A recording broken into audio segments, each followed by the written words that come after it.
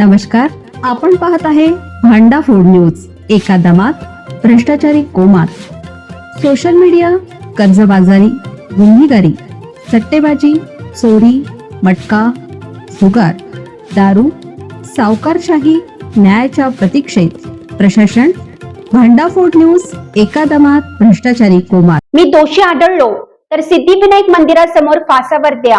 एकनाथ शिंदेंच्यावर आरोपावर बांदेकर भडकले. मंदिरातील दानपेटीच्या लुटीवरून राजकारण चांगलंच तापलं आहे. विरोधकांनी सत्ताधाऱ्यांवर सडकून टीका केली.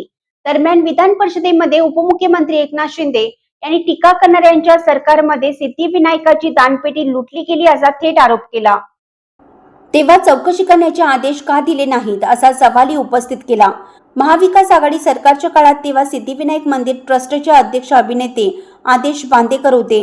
उपमुख्यमंत्री एकनाथ शिंदे यांनी विधान परिषदमध्ये जे आरोप केले त्यावर आदेश बांदेकर यांनी उत्तर दिलं आहे. एका वृत्तवाहिनीशी बोलताना आदेश बांदेकर म्हणाले, मी आता वारीमध्ये आहे, त्यामुळे मी व्यवस्थित पाहिलं नाही. माझा कार्यकाळ संपून 3 वर्ष झाली आहेत.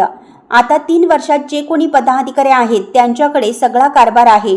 3.5-4 वर्षाआधी विधी आणि न्याय विभागाकडे याबाबतचा हाच विषय अधिवेशनात आला होता.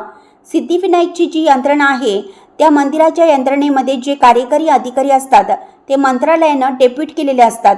जे कार्यकारी अधिकारी फायनान्स ऑफिसर हाही मंत्रालयानं डेप्यूट केलेला असतो. त्यामुळे शासकीय कारभारातून कोणताही गैरव्यवहार आढळला असेल तर तो त्यांनी जाहीर केला पाहिजे.